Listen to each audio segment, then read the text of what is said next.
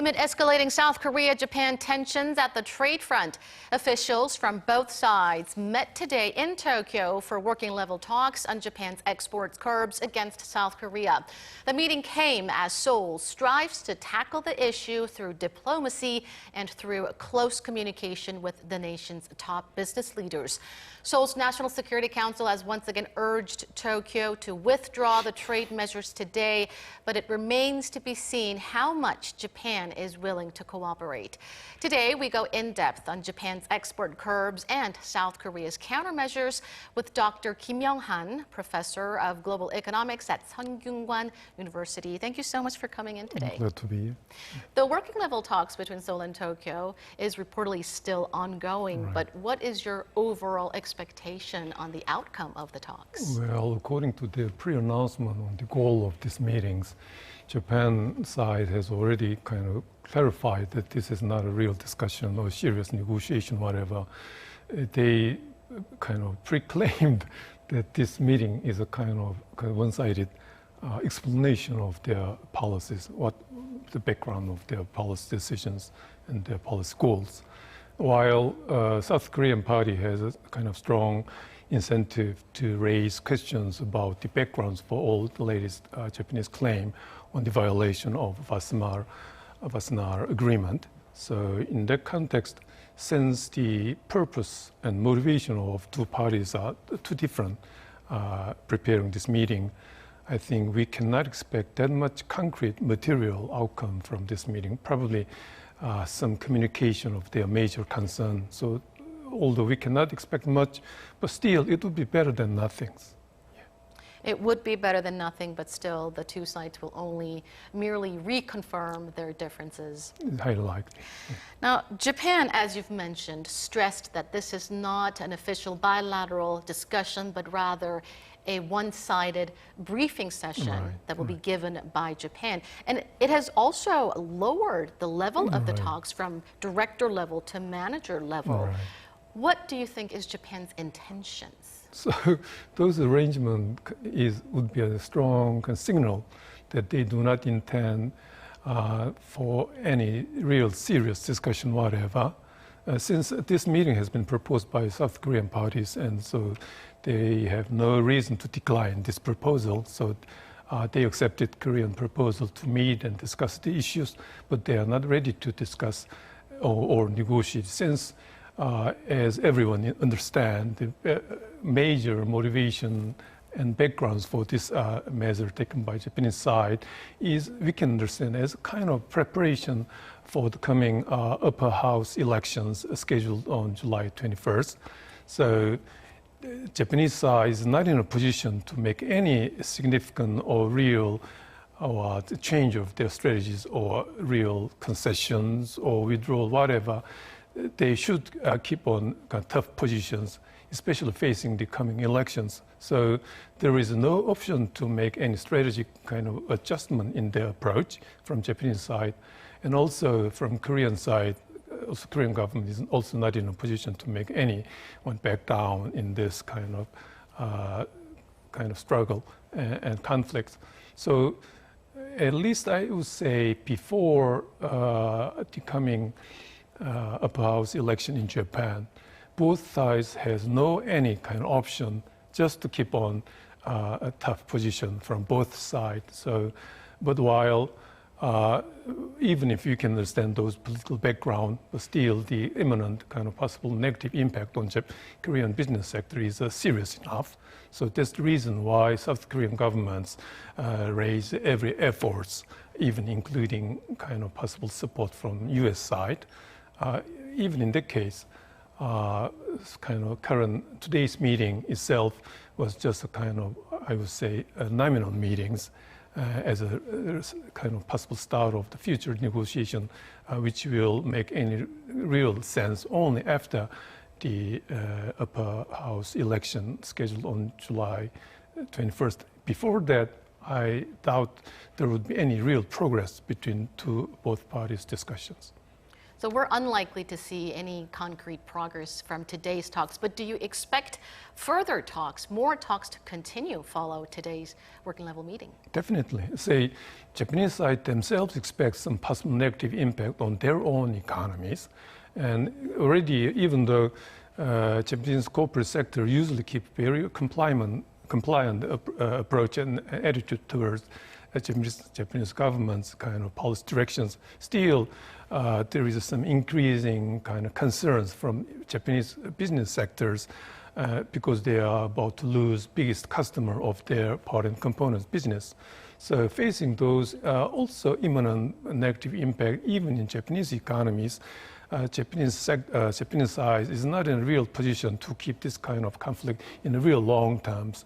So I would say the shortest kind of concrete aim for this kind of action would be to get maximum political support in coming upper house elections. After that, I would say definitely they will have much more room to make more flexible approach and possible kind of changes of their strategies, eventually reaching some kind of agreement, even taking consideration of their own economy, their own business.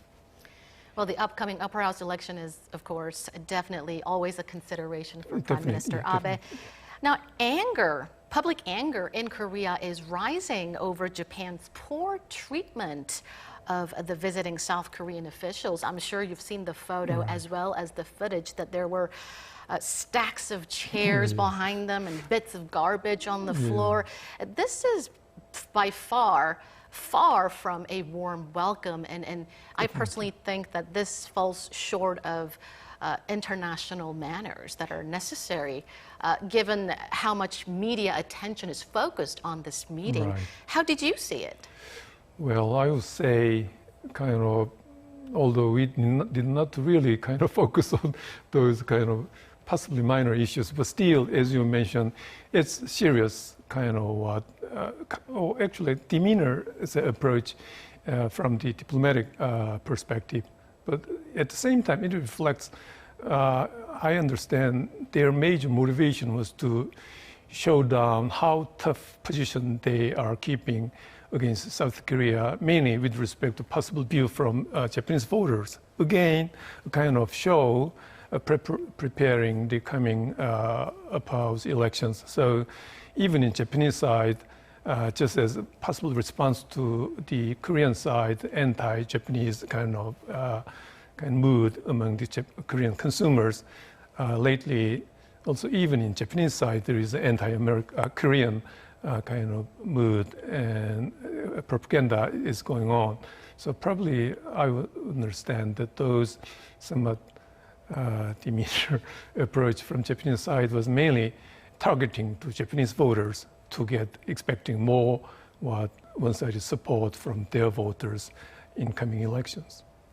We just heard as a breaking news that the talks are still ongoing, but South Korean officials reportedly filed official complaint to their Japanese counterparts on the unfairness and the unjustness of Japan's recent trade restrictions.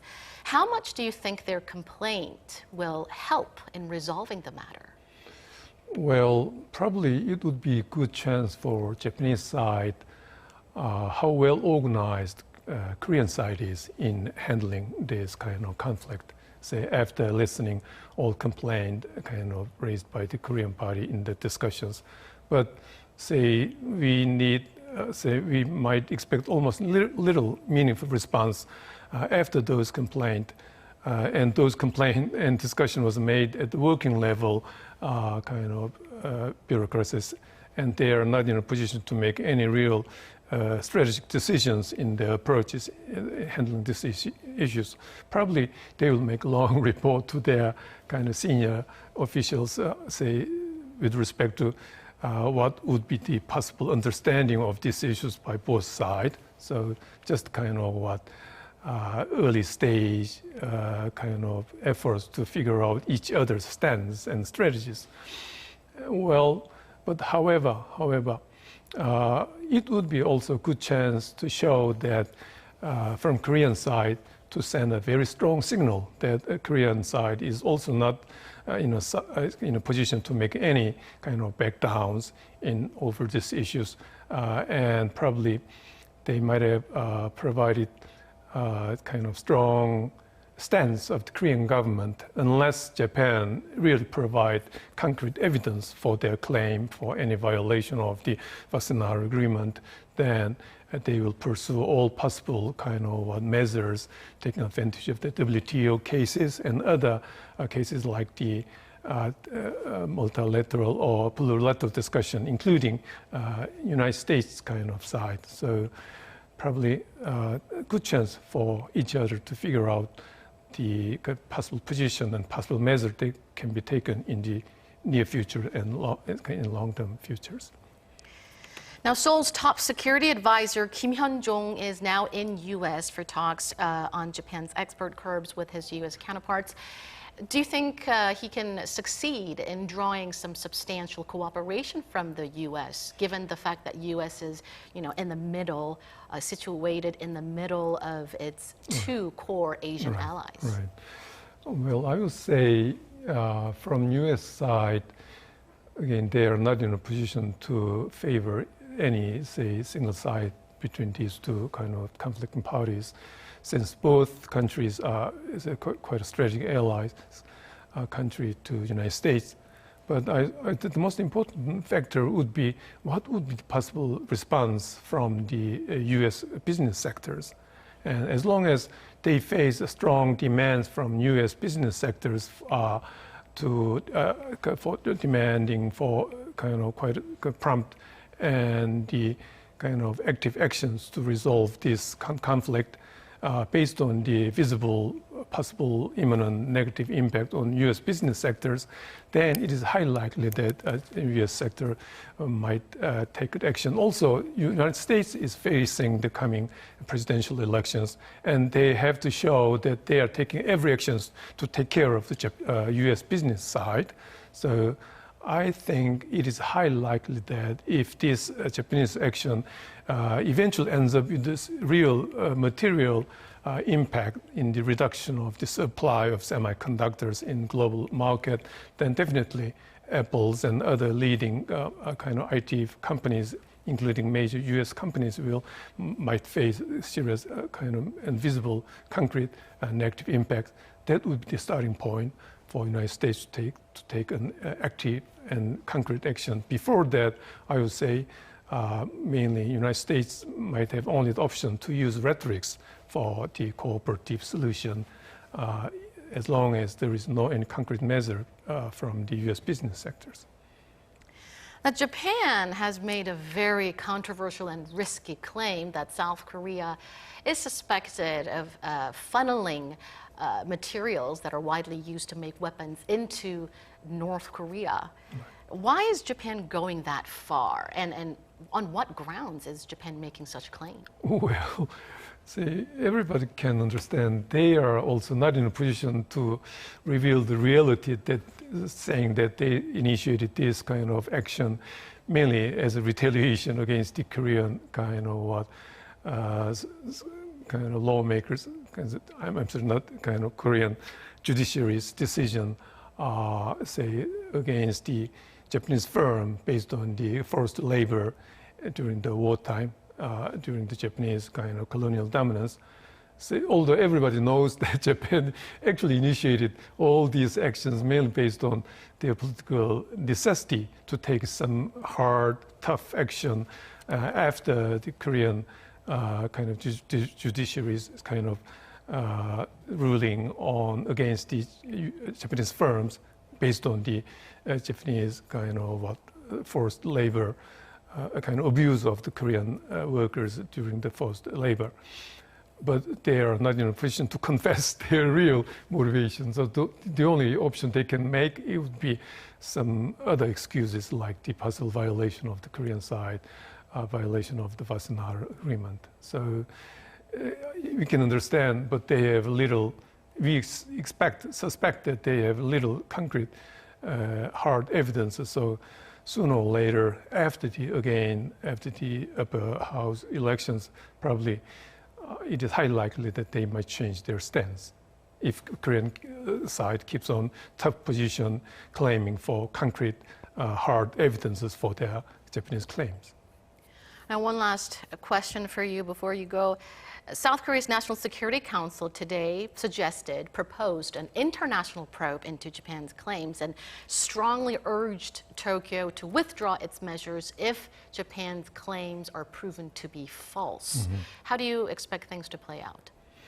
Well, those discussions will definitely last 2 or 3 weeks before both countries reach any concrete agreement. And that time would be sometime after the coming elections. Then probably I would say the Korean side proposal for kind of third-party kind of inspections on the concrete evidence will provide some kind of breakthrough of this continuing conflict between two parties, and definitely motivated by this proposal by Korean side, probably I would say after the coming elections, both sides definitely will make some changes in their stance and eventually reach some agreement, even for the sake of Japanese business sector's stabilities. Well, we are facing an unprecedented and a very delicate situation now. Right. Thank you, Dr. Kim, for your analysis tonight. Thank you. And that does it for this edition of News in Depth from all of us here at Arirang. Thank you for watching.